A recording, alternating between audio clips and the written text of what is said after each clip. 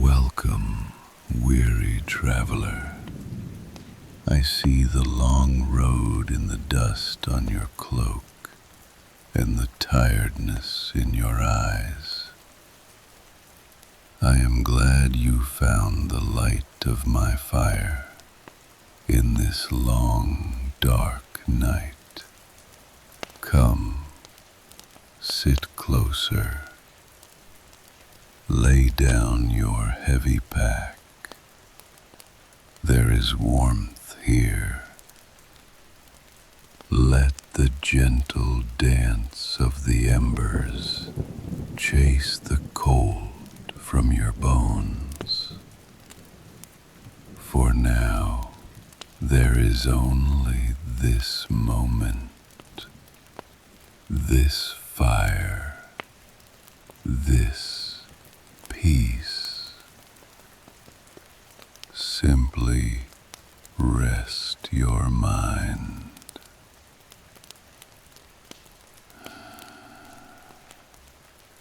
I see the weight of your journey still rests on your shoulders.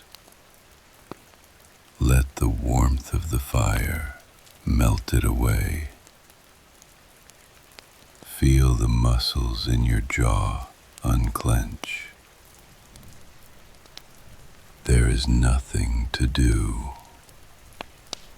nowhere to be. Just be here.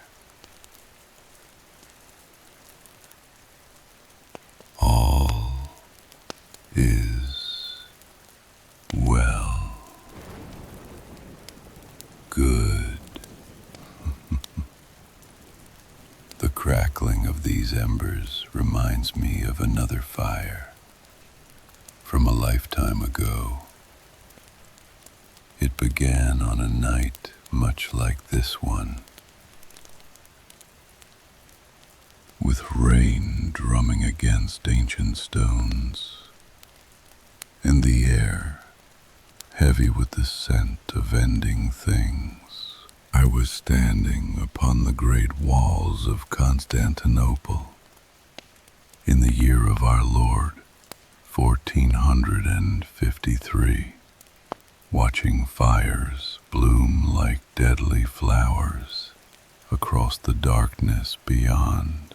The Ottoman cannons had fallen silent for the night, but their thunder still echoed in my bones.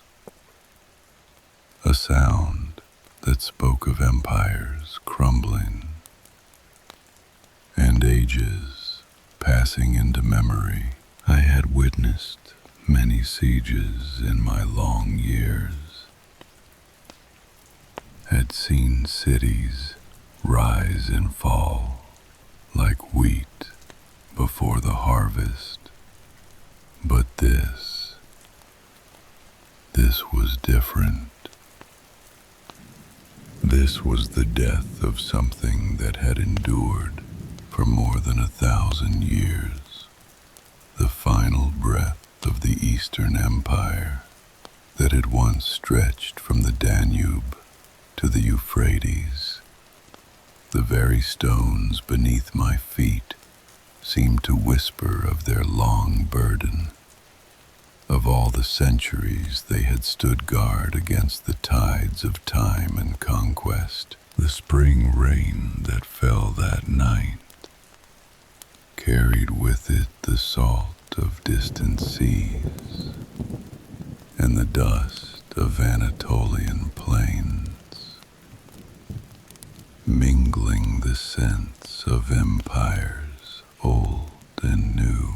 Each droplet seemed to carry whispers of all the storms these walls had weathered, all the armies they had turned back, all the emperors who had walked these battlements in times of triumph and despair. Come, draw closer to the warmth of these flames. Let me tell you of those final days I stood upon walls that had defied the world for a millennium and watched an empire die with dignity and grace. The spring air of 1453 carried strange scents that May morning. As I walked the battlements of Constantinople, the sun had not yet crested the hills of Anatolia, and the pre-dawn darkness was filled with the gentle sounds of a city awakening. Bells calling the faithful to morning prayers, the clip-clop of donkey hooves on cobblestones, the distant splash of oars in the Golden Horn as fishermen set out for their daily catch. There was the usual salt tang from the waters below, mixed with the smell of bread baking in the city's countless ovens, and the sweet incense that drifted from 100 churches where morning mass was being celebrated. But underneath these familiar aromas lay something else, something that spoke of endings and approached like storm clouds on a summer horizon. The acrid bite of gunpowder that lingered in the still air, the metallic taste of fear that seemed to coat the tongue, and the heavy sweetness of flowers blooming in gardens that might soon know only ashes. Even the very stones beneath my feet seemed different that morning, as if they too sensed the weight of approaching doom. I had arrived in the city as winter loosened its grip on the world, drawn by rumors that the young Ottoman Sultan Mehmed II was gathering an army unlike any the world had seen. The whispers had reached me in Venice, where I had been resting between the endless conflicts that seemed to define these later centuries. Merchants spoke in hushed tones of massive cannons being forged in Hungary, of ships being built in unprecedented numbers, of gold flowing like water to hire soldiers from every corner of the known world. Constantinople had weathered many storms in its long history, had turned back Arab fleets and Bulgar hordes, had survived the betrayal of the Fourth Crusade and a dozen other calamities. The city had been besieged more times than any chronicler could count, yet always its walls had held. Always its defenders had found the strength to endure. But something in the wind that spring whispered that this time would be different, that the mathematics of warfare had changed in ways that stone and courage alone could not answer. The walls I walked each morning had been built by the Emperor Theodosius nearly 1,000 years before my arrival. Their massive stones, fitted together with such skill by craftsmen long dead that they seemed carved from a single mountain. Each block weighed more than several strong men could lift, cut from quarries that had provided stone for half the monuments of the ancient world. 3 lines of fortification stretched from the Sea of Marmara to the Golden Horn, each wall higher and more formidable than the last, creating a series of barriers that had never been breached by force of arms. The outer wall rose 12 feet from its water-filled moat, its surface studded with towers that provided enfilading fire along the entire length. Behind it, separated by a terrace wide enough for soldiers to form ranks, stood the middle wall, 20 feet of dressed stone, topped with merlons and arrow slits.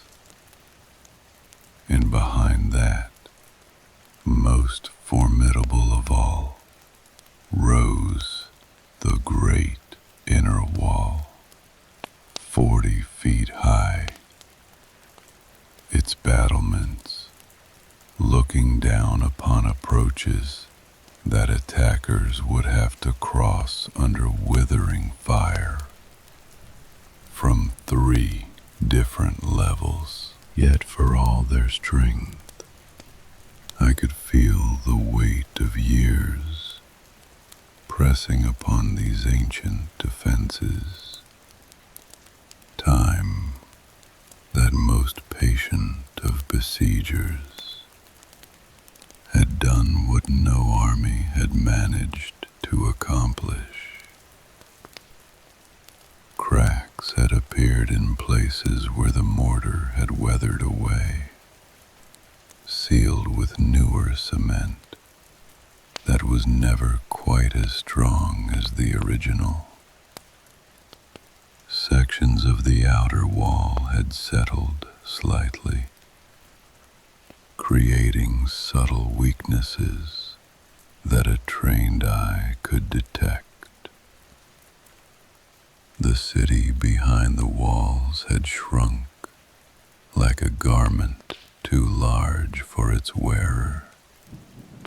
Great stretches of land within the fortifications lying empty, given over to gardens and pastures where once grand palaces had stood. The population that had once numbered in the hundreds of thousands had dwindled to perhaps 50,000 souls, scattered through a city built for 10 times their number. Entire districts stood empty, their houses slowly crumbling back into the earth from which they had risen. Weeds grew in the forums where emperors had once received the acclaim of multitudes, and sheep grazed in courtyards that had once echoed with the footsteps of senators and patricians. Emperor Constantine the 11th Palaiologos had done what he could to prepare for the siege that everyone knew was coming. He was a man in his late 40s, with graying hair that caught the light like silver wire, and eyes that held the weight of an empire's long twilight. His face was deeply lined, not from age, but from the burden of ruling a realm existed more in memory than in reality.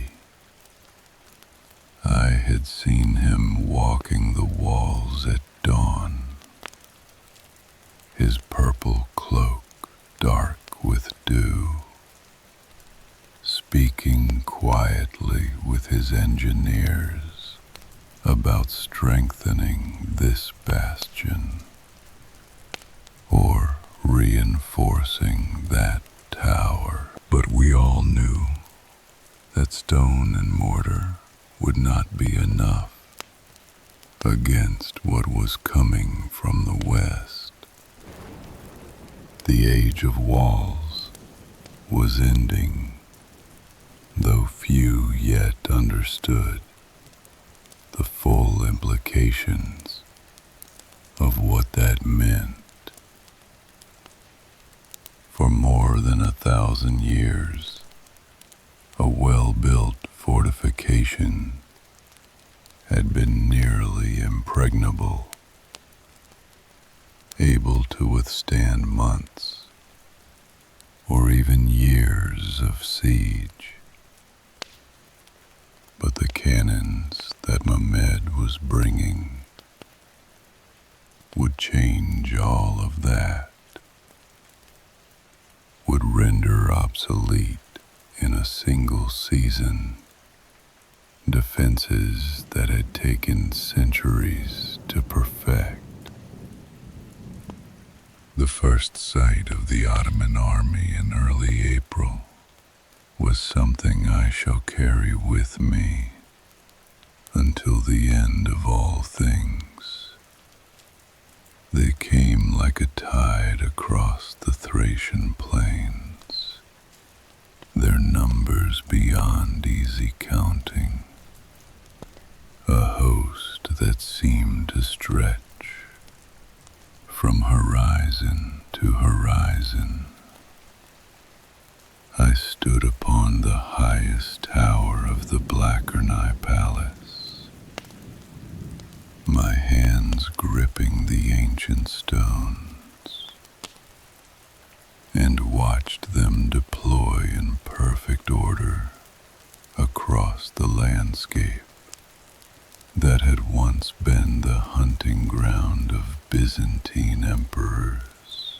Each unit took its assigned place in a great crescent that embraced the landward side of the city, their banners creating a forest of silk and gold that fluttered in the spring breeze like the wings of exotic birds. There were janissaries in their white felt caps and flowing robes, the elite infantry who formed the core of Ottoman military might. There were sipahis, the heavy cavalry, whose curved sabers gleamed like captured lightning in the afternoon sun. There were irregulars from every corner of the Sultan's domains, Turkomans from the steppes, Arabs from the desert, Slavs from the northern mountains, all united under the green banner of Islam. But it was not the sight of the soldiers that made my ancient heart grow heavy with foreboding. It was the sound that preceded them, a rumbling like distant thunder that grew steadily louder as they approached, a sound that seemed to come from the very bowels of the earth.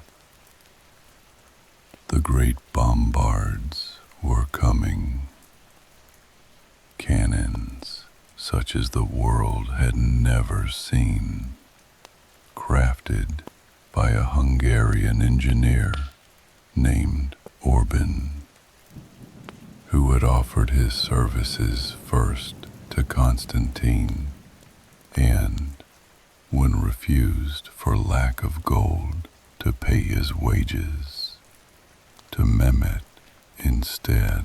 The largest of these engines of destruction was a monster that defied all previous understanding of what was possible in the art of war. Nearly 30 feet long and cast from bronze in a single piece by craftsmen who had labored for months to achieve such a feat. It could hurl stone balls weighing more than half a ton across distances that had once been thought safe from any earthly weapon. The barrel was so large that a grown man could crawl inside it, and it required a team of 60 oxen to move from place to place. When the bombardment began in earnest some days later, it was as if the world itself was coming apart at the seams.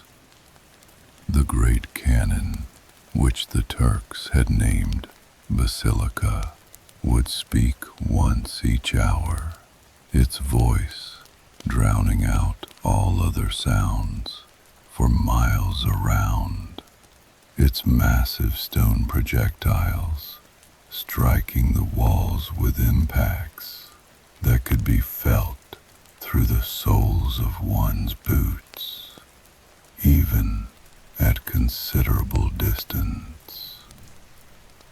Between its pronouncements, smaller cannons added their voices to the hellish chorus, creating a constant thunder that made sleep impossible and conversation difficult, even when one stood close enough to touch.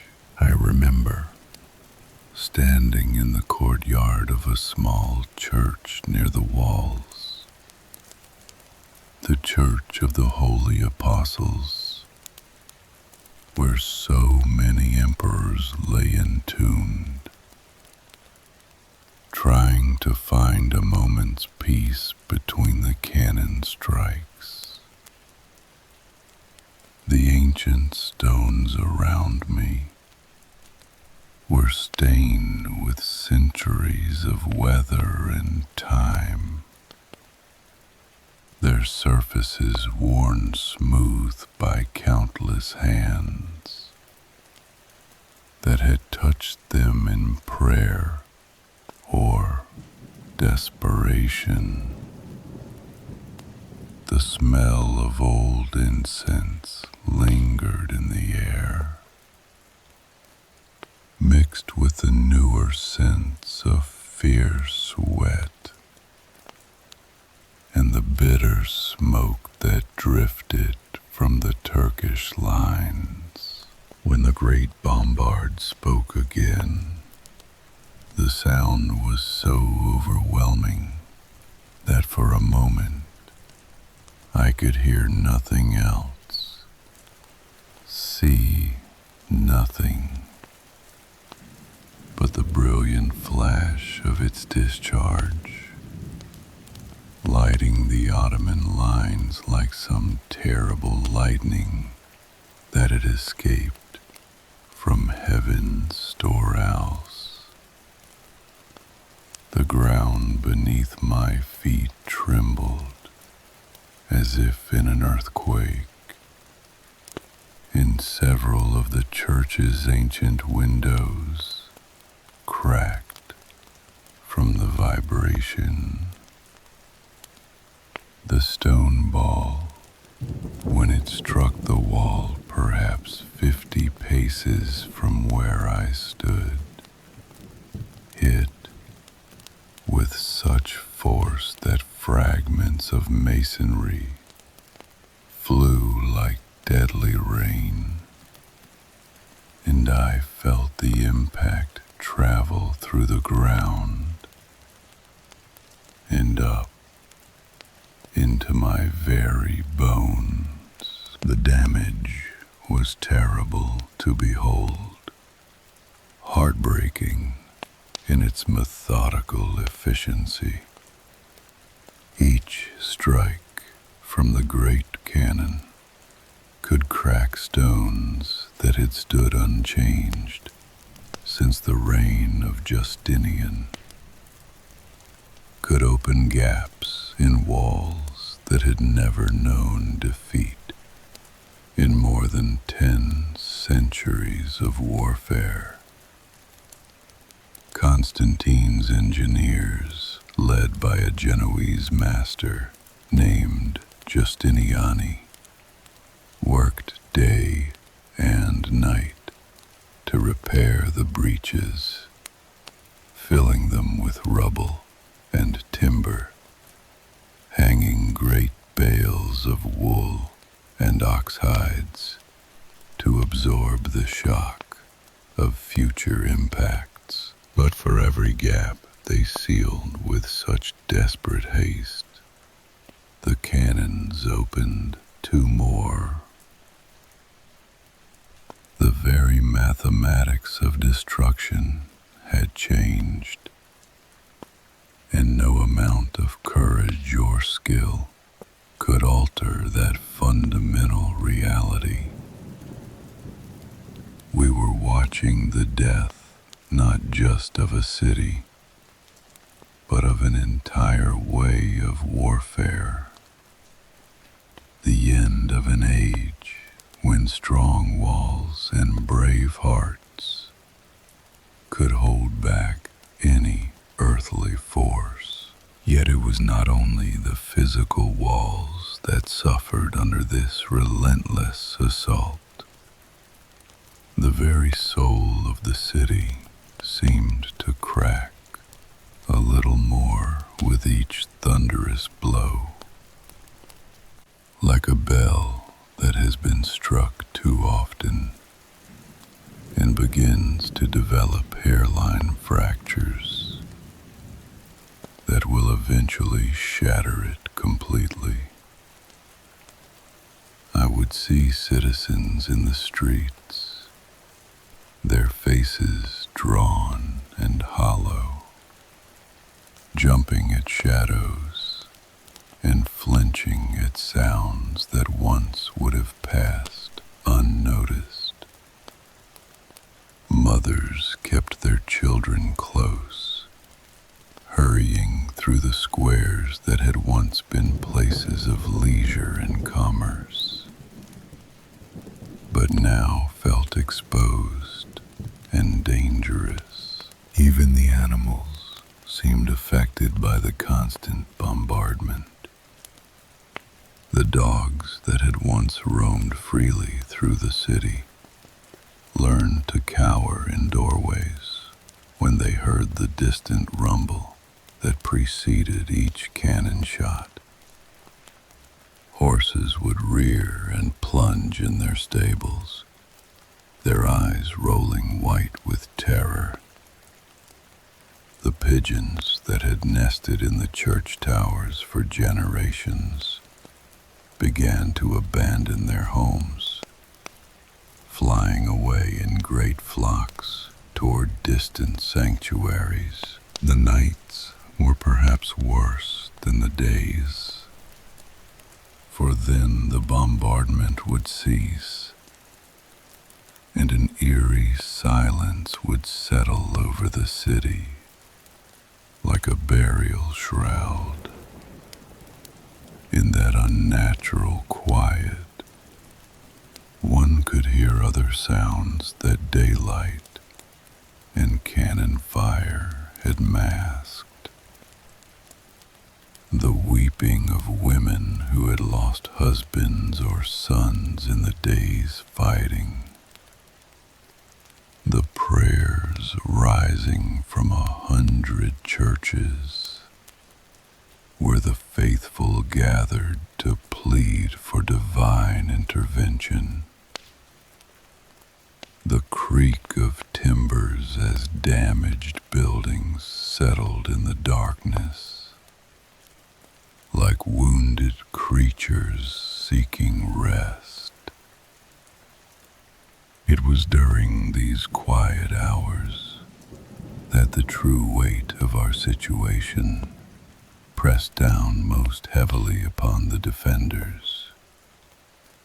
In the harsh light of day, with work to be done and immediate dangers to face, it was possible to push aside thoughts of the inevitable outcome. But in the darkness, with only the stars for company and the knowledge that each dawn brought the enemy closer to victory, even the bravest hearts sometimes faltered. I often walked the walls during these dark vigils, finding a strange comfort in the familiar routine of checking defenses and speaking quietly with the guards who maintained their watch despite knowing how hopeless their task had become. The men on duty were a mixture of Greek citizens who fought for their homes and families, Genoese volunteers who had come seeking adventure or profit and now found themselves trapped in history's turning wheel, and a handful of knights like myself who had answered some inner call to stand with Constantine in his hour of desperate need. They were good men, steady and brave, drawn from the honest crafts that keep any city alive, blacksmiths whose strong arms served them well in wielding sword and spear, merchants who understood the value of what they defended, scholars who fought as much for the preservation of learning as for their own lives. But I could see the knowledge of our fate growing in their eyes with each passing day, like shadows lengthening at sunset. One night, perhaps a fortnight into the siege, I encountered the emperor himself, making his own rounds of the fortifications. He moved quietly through the darkness, his footsteps soft on the ancient stones, speaking a word of encouragement here, checking the condition of a damaged section there.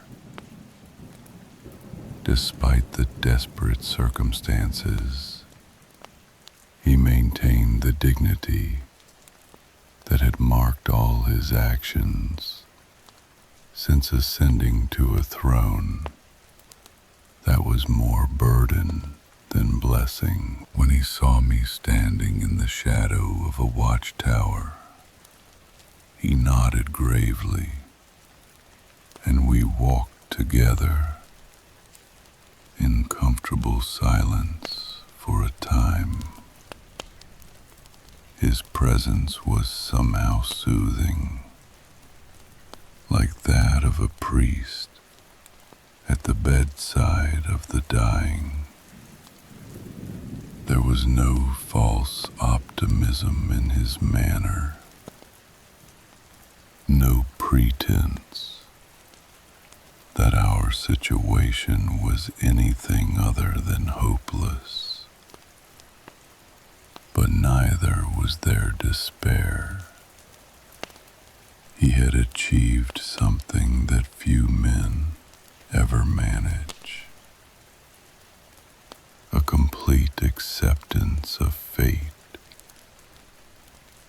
whatever form it might take. His voice, when he finally spoke, was soft and thoughtful, barely audible above the distant sound of water lapping against the sea wall.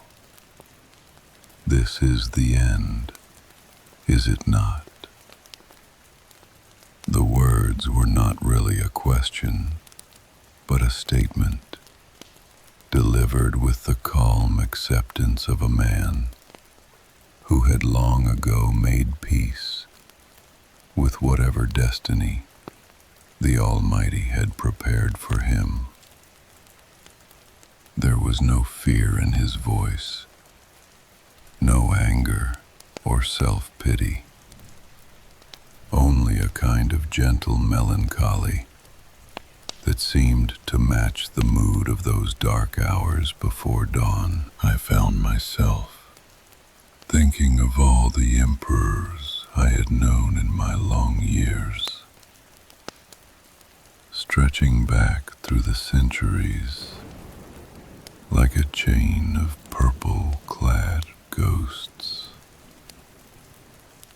Constantine the Great, who had given this city its name and made it the new Rome.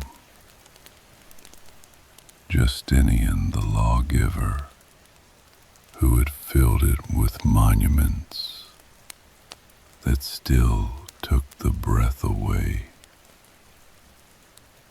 Basil the Bulgar slayer, who had expanded its borders to their greatest extent. All of them had walked these same walls at some point in their reigns, had looked out upon empires that seemed eternal and unshakable. Now their successor stood in the darkness, the last of a line that stretched back more than 1,000 years, watching the fires of an enemy host and knowing that he would likely be the last Constantine to wear the purple.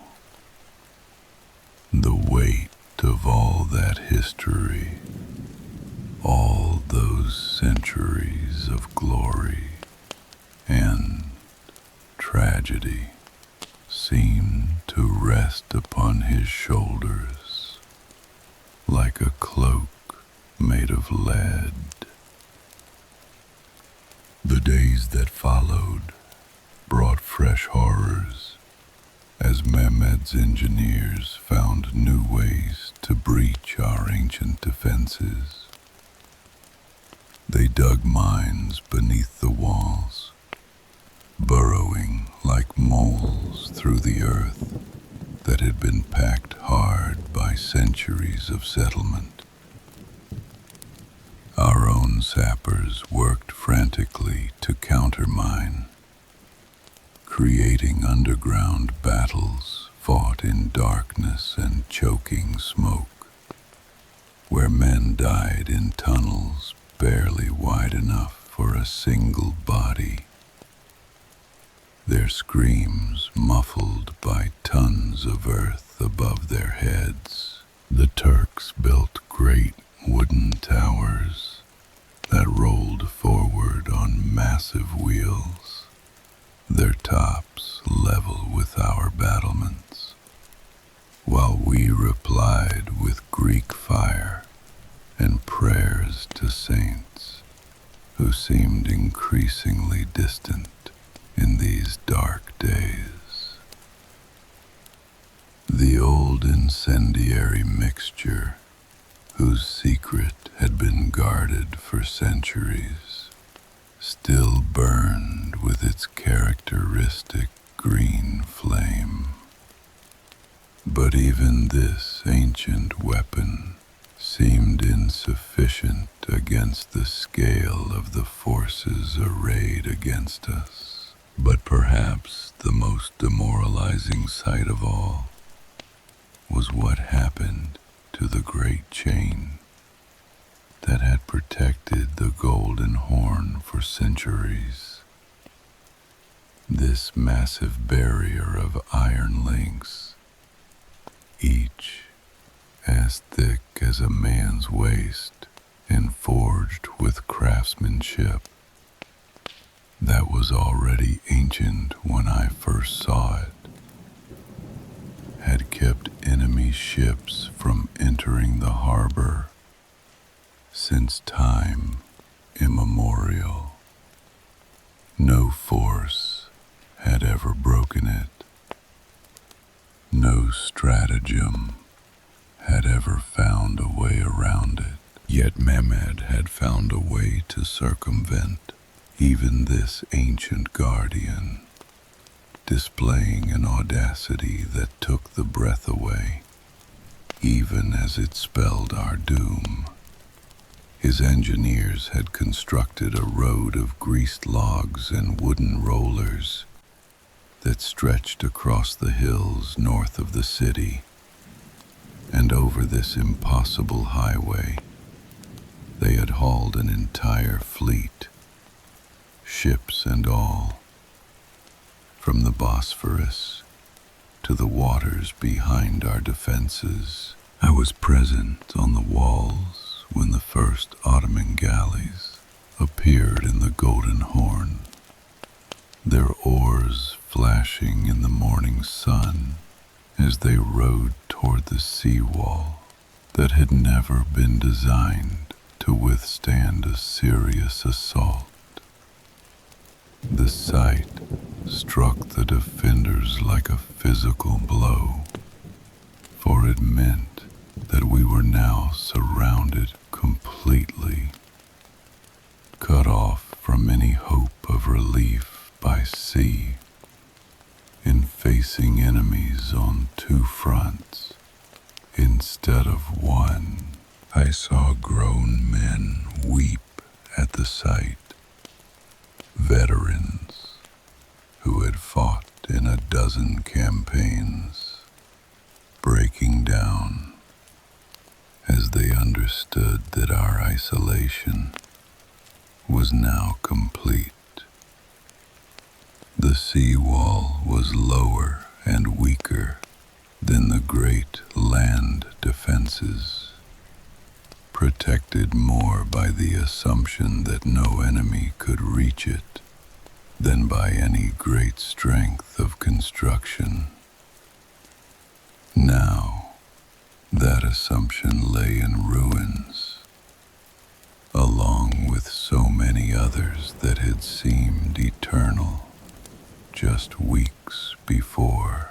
As May wore toward its end, the pace of the bombardment increased until it seemed the very air vibrated constantly with the shock of exploding gunpowder. The great cannon spoke more frequently now, its bronze barrel cooled with water and vinegar between shots to prevent it from cracking under the tremendous stresses it endured. Smaller pieces kept up an almost constant fire, their iron balls chipping away at the walls like patient sculptors, working to reveal some hidden form within the stone. Sections of the outer wall began to collapse entirely, creating great piles of rubble that the Ottomans could use as ramps for their assault troops. Each collapse was accompanied by a sound like thunder, followed by clouds of dust that rose like smoke from a funeral pyre. Constantine ordered these breaches blocked with whatever could be found, timbers from houses that would never again know the laughter of children, stones from ruined churches whose congregations had dwindled to nothing, even furniture and works of art that had once graced imperial palaces. The work was heartbreaking to watch, a kind of slow-motion destruction of everything that made this city what it had been for so many centuries. I saw scholars from the university carrying precious manuscripts to burn in the lime kilns that produced mortar for the repairs, their faces streaked with tears as they consigned centuries of learning to the flames. Monks brought golden icons and silver crosses to be melted down for the repair of weapons, while common citizens donated their most precious possessions to the cause of a defense that everyone knew was ultimately hopeless. Children played in the streets among piles of rubble that had once been parts of churches or palaces, their games taking on a strange quality as they incorporated the artifacts of destruction into their innocent amusements. I watched one group building castles from fragments of carved marble that had once adorned the imperial throne room, their small hands tracing the intricate patterns without understanding that they held pieces of an empire's glory. Yet for all our efforts, we could not rebuild as fast as the cannons could destroy.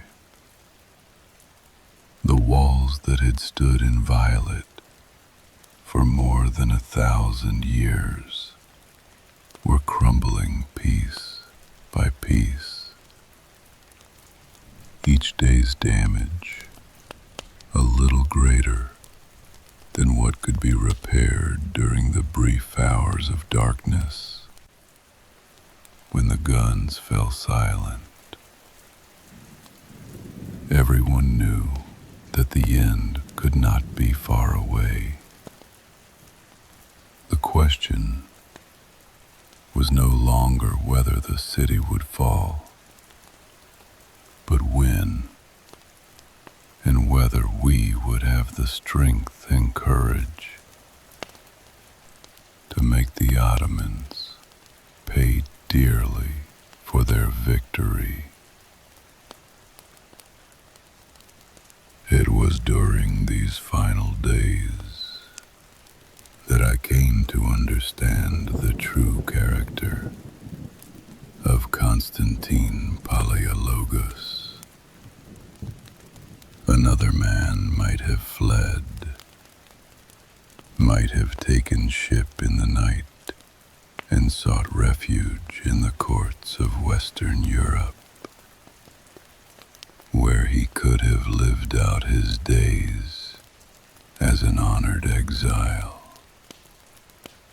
The Genoese had offered him passage on one of their galleys, and there would have been no shame in accepting, no dishonor in recognizing that some battles cannot be won by mortal effort alone. But Constantine remained, walking the walls each morning as if nothing had changed. speaking calmly with his officers about the day's dispositions, attending Mass in Hagia Sophia with the same quiet dignity he had always shown. He seemed to grow calmer as the end approached, as if the lifting of uncertainty had brought him a kind of peace that had been absent during the long years of decline and diminishing hope. His presence among us was worth 1,000 soldiers, for it reminded us all that some things were indeed worth dying for. The empire he represented might be dying, might indeed be already dead in all but name, but the ideals it had carried for more than a millennium still lived and breathed in the actions of those who chose to stand firm in the face of impossible odds. Honor, duty, faith, the protection of one's people, and the preservation of what was good and beautiful in the world. These things did not crumble with stone walls or flee before superior numbers. On the 28th day of May, as I stood my usual watch in the hours before dawn,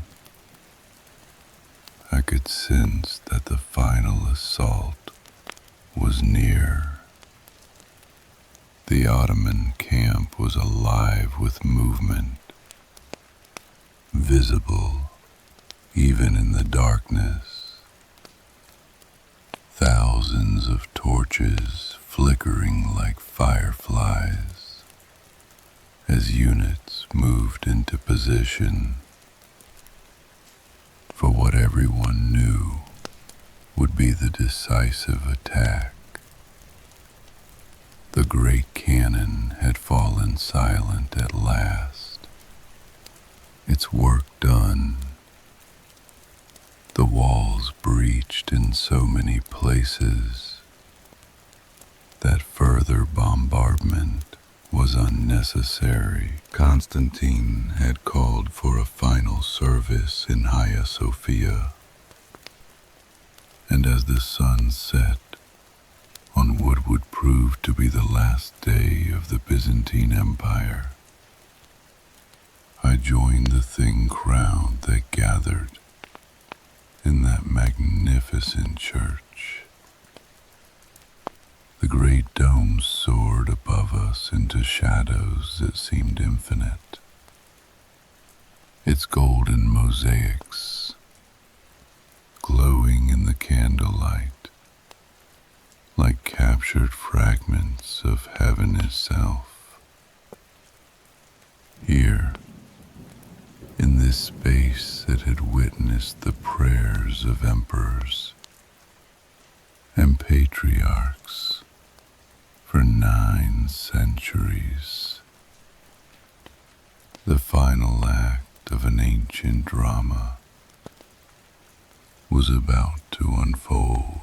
The emperor knelt before the altar where so many of his predecessors had received the crown, and took communion one final time from hands that trembled with age and emotion. The elderly patriarch who served him had tears streaming down his face, understanding that he was performing this sacred act for the last time in a church that would soon know different prayers and serve a different God. Constantine's words to us afterward were simple and direct, delivered without rhetorical flourish or false heroics. We have done our duty, whatever comes with the dawn. We have held faith with all those who came before us, and with all those who will come after. There was no despair in his voice, no regret for paths not taken, or choices that might have been made differently. Only a quiet satisfaction that he had played his part in the great drama to its conclusion with honor intact. As I walked back to the walls, through streets that seemed emptier than ever before, past houses where windows glowed with the light of families spending what might be their last night together, I reflected on the strange patterns of history that my long life had allowed me to observe. How many cities had I seen fall? How many empires had crumbled while I watched from the shadows? Yet each ending was also a beginning. Each death the birth of something new and different. The Ottomans who would take this city on the morrow were not destroyers in any simple sense, but inheritors who would carry forward much of what they conquered. They would preserve the city's beauty while adapting it to their own needs, would maintain its role as a bridge between Europe and Asia, while serving new masters.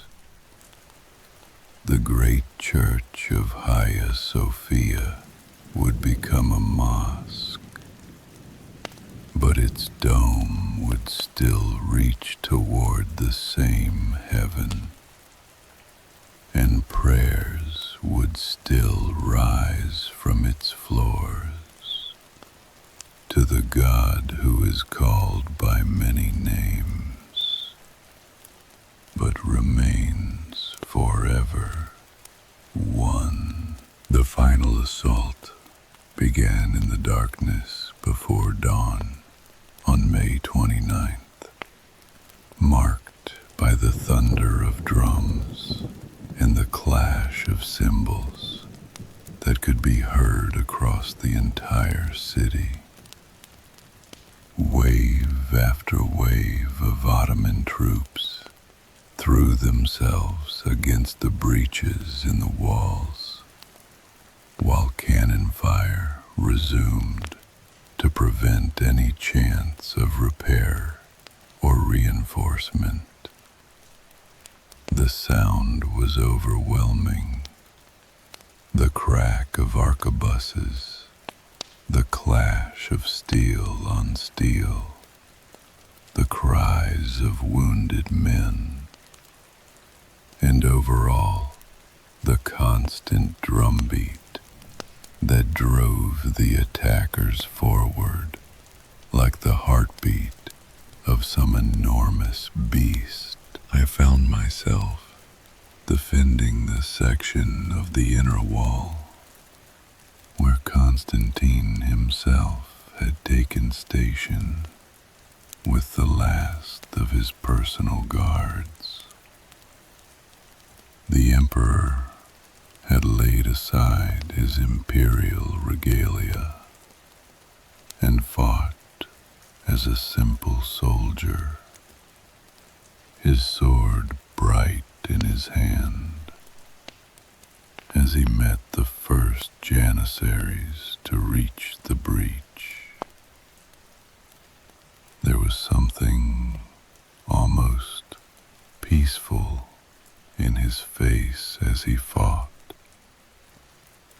as if he had finally found the release he had been seeking through all the long years of impossible responsibility.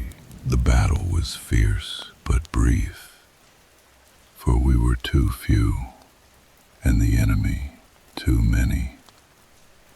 When the end came, it came quickly. A flight of arrows from Turkish bowmen on the wall above us brought down several of the defenders, and in the confusion that followed, more Ottoman troops poured through the gap like water through a broken dam. I saw Constantine fall, struck down by a dozen weapons at once, dying as he had lived, with quiet courage and dignity intact, his face calm even in the moment of death. The city was lost, and we all knew it. Some of the defenders threw down their weapons and sought mercy from the victors, while others fought on to the bitter end, in smaller groups scattered throughout the city. I myself felt the strange detachment that comes with having lived too long and seen too much. The curious sense that this was simply another page in the endless book of human ambition and loss, written in blood and stone, but no different in its essential nature from all the pages that had come before. As the Ottoman banners rose over the walls and the sounds of conquest echoed through the streets below, I found myself thinking not of endings, but of continuances. The empire that had begun with Constantine the Great was dead, its last emperor lying still on the stones where he had chosen to make his final stand. But the city would live on under new masters, would continue to serve as a bridge between worlds and cultures, would remain a place where the accumulated wisdom of centuries could be preserved and passed on to future generations. The great church of Hagia Sophia would indeed become a mosque, its Christian mosaics covered but not destroyed, its dome still reaching toward the same heaven that had received the prayers of both faiths. The The streets would echo with new languages. The markets would sell different goods. The schools would teach different lessons. But the essential spirit of the place, its role as a meeting point between East and West, would endure. But that is a tale for the past, friend. The fire burns low now, and the rain grows gentle against these ancient stones. Rest, and know that empires may fall, but morning always comes again, bringing with it new hopes and possibilities.